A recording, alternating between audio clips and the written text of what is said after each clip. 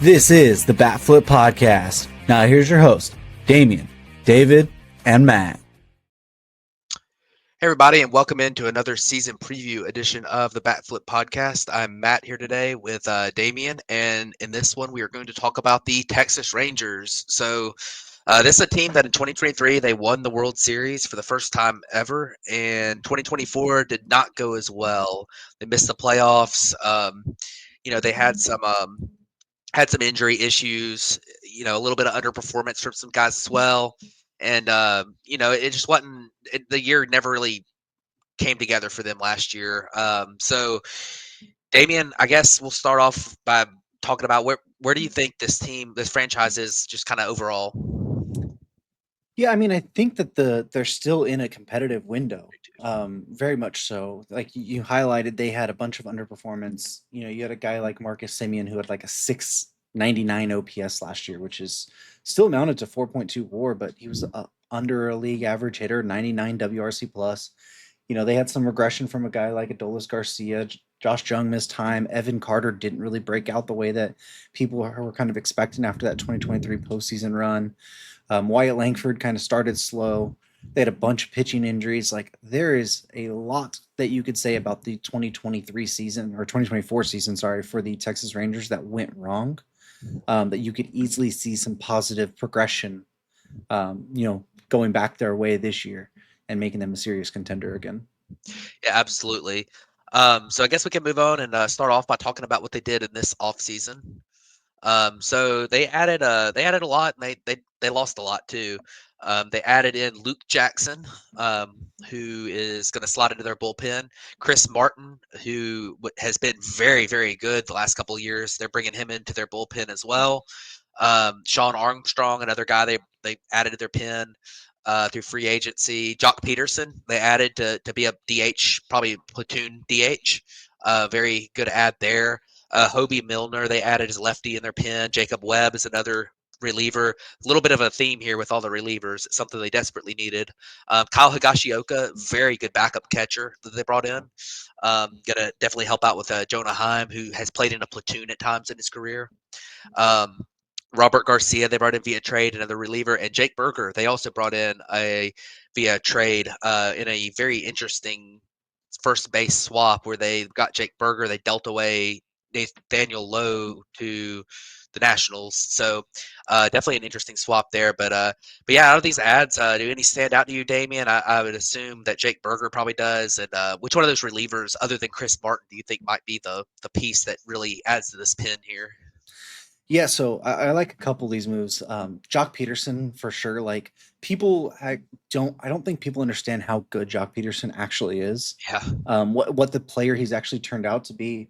I mean, he had a 908 OPS last year and a 3.0 WAR as a DH, with a 151 WRC plus. Like he's a strict platoon guy, but he's turned into someone who like just absolutely crushes and murders right-handed pitching.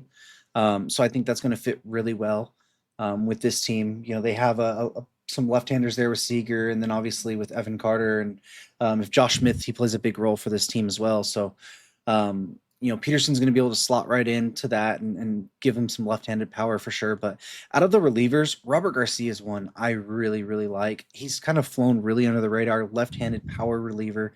He's the one that they got back from Nathaniel Lowe from the Nationals. I would not be surprised at all by the end of this year that he takes over the closing job from Chris Martin. He has electric stuff, and was actually really good last year with the Nationals, but people just didn't pay attention to the Nationals enough to really understand it. So I'm really excited to see what Robert Garcia could do, and if he is able to take over that closing job by the end of the year. Yeah, for sure. Looking at their subtractions here, they lost Max Scherzer to free agency. He really didn't pitch all that much for them last year. Kirby Yates is a big one. He was their reliever last year. That it was actually good. Yeah. They lost him to free agency. Jose Urena left. He pitched some for them last year. Andrew Heaney, another starter, he moved on to the Pirates. He was okay for them over his time there. Dealt with, didn't pitch a ton of innings, but was fine when he did. Jose Leclerc has been there a long time, and he's now gone. Carson Kelly, they lost him. He went to the Cubs in free agency. Travis Jankowski also went to the Cubs. David Robertson opted out, another guy who was really good for them last year in the bullpen. He's still a free agent right now, so they could Yeah. bring him back. And then they traded Nathaniel Lowe, as we mentioned, to the Nationals. Big loss there as a guy who was a very successful player for them.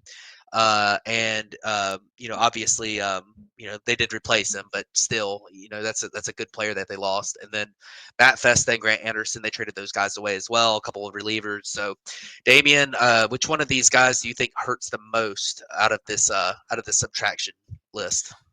Well, it's obviously Cy Young contender Andrew Heaney. Cy Heaney, as he's called there. No, just kidding. But I think just the way that things are slated right now, it's probably. I mean, I don't even want to say Kirby Yates because he's had his fair share of up and downs, and there's stuff there within the numbers last year that you could see some regression. But either Yates or David Robertson, like as much as they've done to this bullpen, I really do feel like they're kind of missing a second back end of the bullpen arm. They have Chris Martin, but he's not your prototypical closer. He probably shouldn't even be your prototypical like eighth inning guy. He should probably be more like a seventh inning guy. Um, I think they have enough pitching there where they can withstand maybe losing Heaney, and Scherzer's looked really good, but still, it's again you just don't know, and they have a lot of question marks kind of and prospects in this rotation already. So, I would say one of those two relievers between Yates and Robertson are probably the two biggest losses because you basically filled the Nathaniel Lowe spot with Jake Berger. So Yeah, for sure, for sure. So, all right, we'll move on now to the hitters, and this is where this team has a lot of depth in their lineup here. I think it starts off. You got Wyatt Langford in left field there.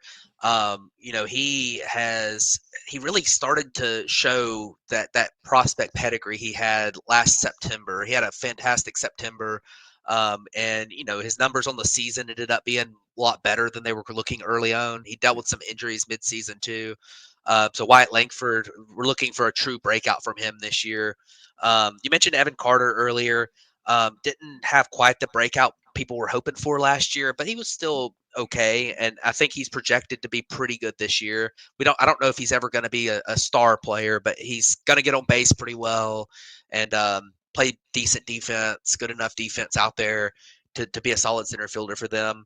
They got Adolis Garcia back there in right field. He's been a little inconsistent in his career. He's had a couple big years. I don't know that I fully believe in how he's going to age. He's yeah. 32 years old, but the projections are still good on him. Look at the infield, Josh Young.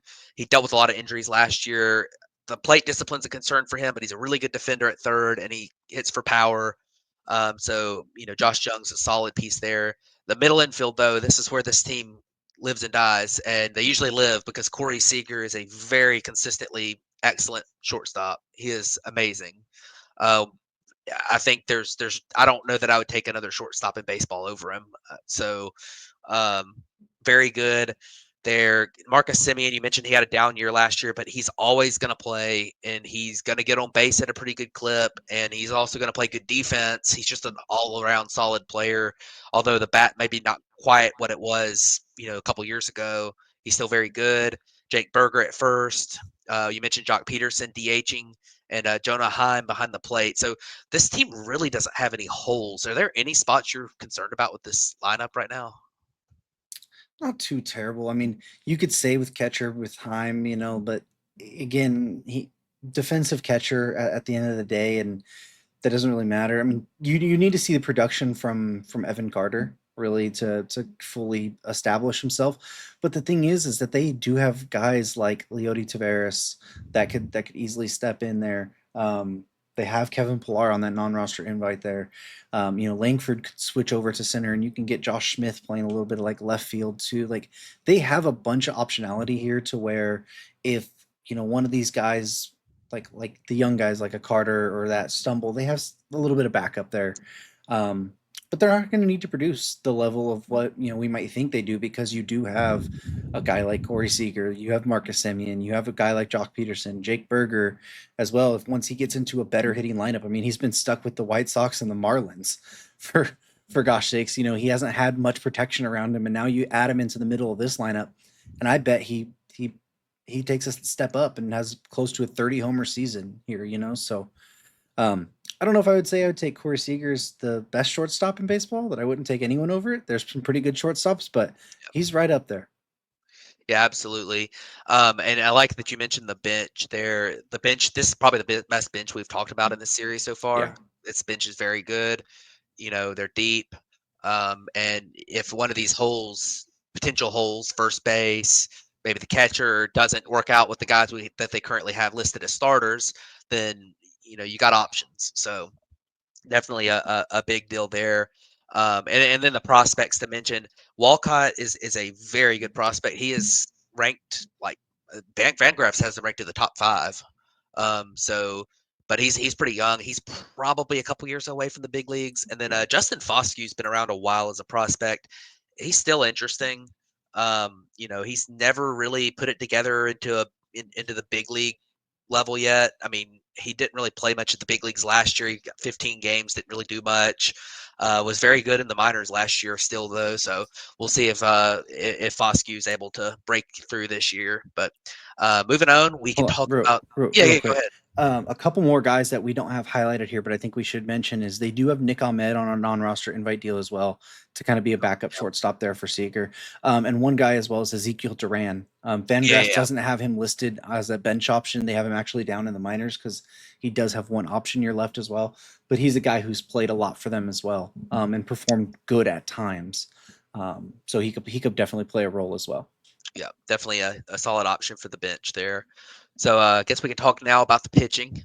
I think that the pitching doesn't start with the guy that's listed as their number one.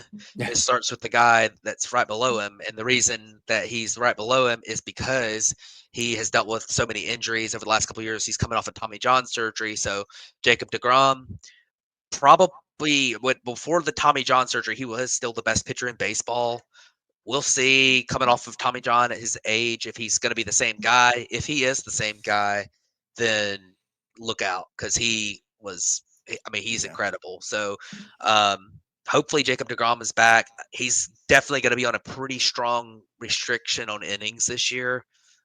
So I don't know exactly how many innings he's going to pitch, but if he is healthy, then those are going to be really good innings regardless.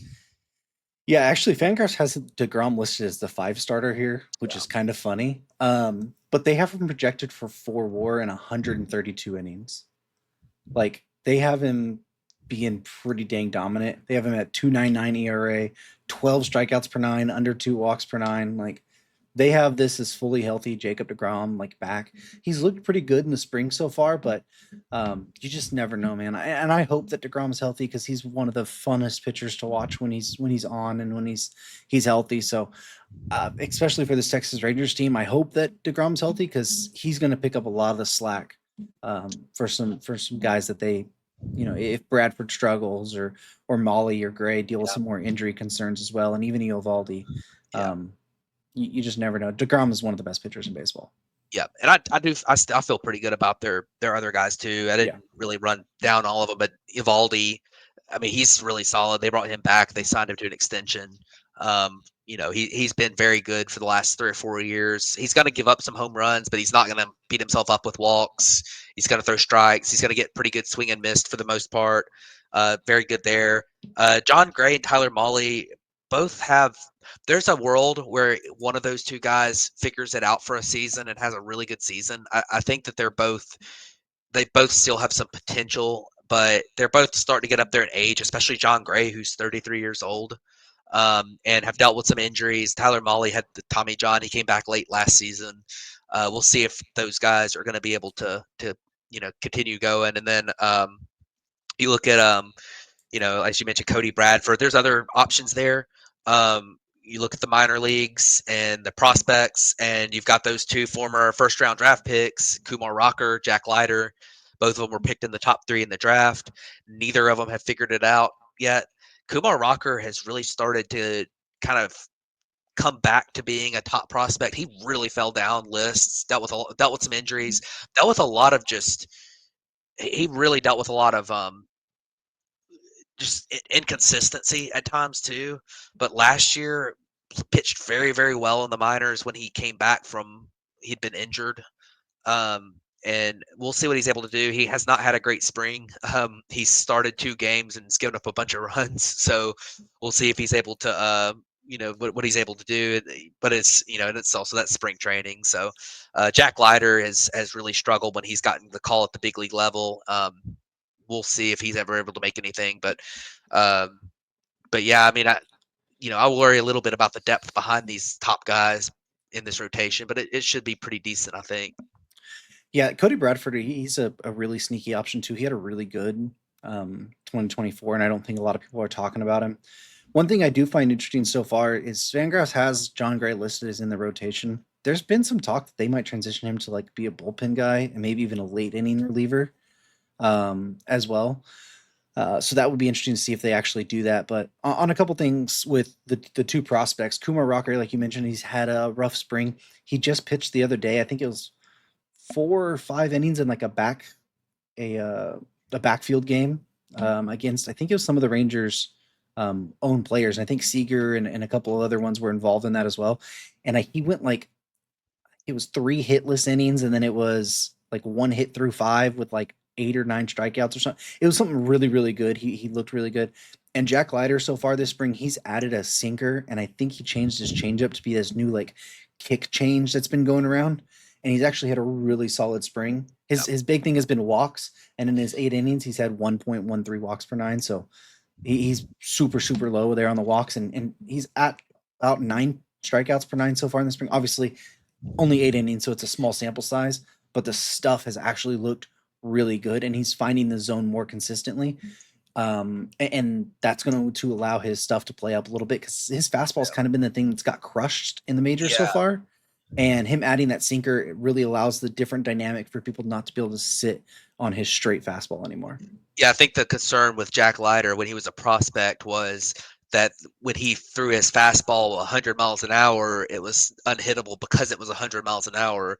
But when you looked at the shape of it and everything, if he lost any velocity, it was going to Yeah. be smoked. And I think that's what ended up happening. And I think that's also part of his walk concern is he's scared to throw his fastball for strikes, and Yeah. it's really affected him. I guess we should also mention one more prospect here. Alejandro Rosario would have been a top end prospect to talk about here, but he is going to miss the season with elbow surgery. I don't know that the note that I read on that didn't say if it was Tommy John or not, but he's going to miss the year regardless of what it was. So hopefully he can come back and be ready next season. He's a top 40 prospect on Fangraphs, so another guy to look out for in the future, maybe. But I guess we can look at this bullpen now. As I mentioned, Chris Martin came in. He's going to be their closer. He has been excellent the last few years. Just had a late career resurgence. 2023 put up a 105 ERA in 51 innings for the Red Sox. Last year put up a 3.45 ERA. The metrics liked him a lot better than that last year. A guy who's pretty much allergic to walks despite being 6'8". I mean which is really unusual. Very interesting profile on him. He gets a lot of ground balls, gets a lot of swing and miss. I mean, there's a lot to like about Chris Martin as that reliever, as that closer. And then you talked about really liking Robert Garcia as well. Very, very solid pickup there. If you're going to trade a guy like Nathaniel Lowe, you better get somebody good, especially if it's a relief pitcher. So they better hope that works out. The rest of this bullpen leaves a little bit to be desired, though. I think still, you got Jacob Webb, Sean Armstrong, Hobie Milner, Luke Jackson. They're all 32 or more years old, and none of them really stand out to me. I think Luke Jackson's hasn't really been the same guy since he had some injuries, and Hobie Milner is just kind of a depth left. He's a fine like second or third lefty in the bullpen Yeah. type, and I just don't know. And then the bottom of this bullpen is just not very good. I mean, Mark Church and Dane Dunning, we'll see if either one of those guys are able to figure it out. Don't know that they have a ton. I will say that it's very possible that if Leiter doesn't cut it as a starter this year, they might move him to the bullpen where his stuff might play up a little bit more, which would be interesting. But do you have any names to throw out here with their bullpen that you think are gonna add to the two back end of the bullpen guys that we really like? Yeah, I mean the rest of it's just kind of middle reliever types. I mean, if you look down a little bit more, they have a couple interesting names on non-roster invite deals that could potentially make some noise. I mean, JT Shagwell has had a couple good years where he can maybe make an impact. They had Cody Hewer, or I think it's Hewer is how you say it. He was with the White Sox and he went to the Cubs and basically missed all of his times with the Cubs. Um, but he's with the non-roster invite deal as well, and he's had some really good stuff. Um, so there's not a ton that I love in the bullpen. That's why I wish that they kind of had got another like Robertson or Yates or somebody like that back. Um, I mean, they could still go get David Robertson right now. He's still out there to really put into the back end there. So Strong and Milner, they're fine, middle relievers, but the rest it's kind of meh. Yeah, for sure. So I guess we can move on now and talk about the outlook for this team. Um, Oh, yeah, our slides got messed up here, but that's I good. can bring up the list here. The over under win total for this team is going to be 85 and a half. 85 and a half. So Damien, are you going to take the over or under on that? I think I'm gonna take the over. Um, like I said pre-show, there is a ton that is there's a ton that you can see here that will be very easy progression from 2024 for this team, which they made the World Series run in 2023. I I just believe that there's too much talent on this team to really be bad. I think Wyatt Langford's not going to have a slow start this year. I think he's going to jump right in. I think you still have Seager if you could figure out how to keep him healthy. Jung will be back. We already mentioned the stuff of Berger and Peterson getting added to this team, and obviously the return of deGrom, which you talked about a bunch. I just feel like there's too much talent that for them to not hit that over mark in a division this year that there'll be a couple more. The A's might be a little bit more competitive, but I feel like the Astros might not be as competitive. Yeah. I feel like there's going to be a little bit more balancing out here this year, so I really like the Rangers. Yeah, I do too. I am going to take the over on that as well. I think this team is very good. I like them as the favorite to win this division. I Yeah, think they're better than the Houston Astros, and I think they're obviously better than the other teams here. So um, I'm a believer in some bounce backs, and I think the yeah, only thing that could really derail them once again is pitching health. But this year is different from last year because their pitching is all healthy to start the season this year. yeah, And that was not the case last year. You were hoping guys would come back. This year, you've got them. And if you lose them, you can make the move at the deadline and say, "Hey, we can go get somebody," or whatnot. So, I definitely like that. Their odds to make the playoffs are they're minus 125. yeah, So, definitely a team that you could see in the playoffs there. I like them to make the playoffs. I said I like them to win the AL West plus 225 odds there. Odds to win the World Series plus 2,500. This is a team that I think is a dark horse, especially if that pitching stays healthy. This is a team that I really think could do it again. I really think that yeah. the depth in this lineup is really good. I like their bullpen better than I liked it last year, and if that pitching stays healthy, I mean, if you go into a postseason series and you've got deGrom and you've got Nathan Eovaldi, and then like a Tyler Mahle, I really like that for a three-headed monster in a rotation. And then that's not to mention if Kumar Rocker, who has immense talent, figures it out Yeah. because he could end up factoring in there as a really good starting pitcher in the majors. So Or even Jack. or Jack. Yeah, I mean, I'm not a huge believer in Jack still, but you never know. He might figure it out. He's got the talent. yeah. So we'll see what happens there. But Damien, you got any final thoughts on the Rangers? Yeah, I definitely think this team can make a run. If they get in, there's some other moves we'll talk about that has happened this past week or so that has kind of feel really opened things up in the American League. Um, and I feel like if we get to the deadline and the Rangers make a couple bullpen ads, to kind of really push themselves. Now, don't trade a Cole Reagans for a Roldis Chapman. Don't do that. But if you make a couple solid bullpen ads, maybe if you get David Robertson back and then you go do another one at the deadline, this team can be set up for success deep into the playoffs. I feel like that's the only thing they're really missing right now is a bullpen arm or two. Yeah, absolutely. So I guess that'll wrap it up for us here on this one. Thanks for watching. Don't forget, like, comment, subscribe, and we will see you on the next one.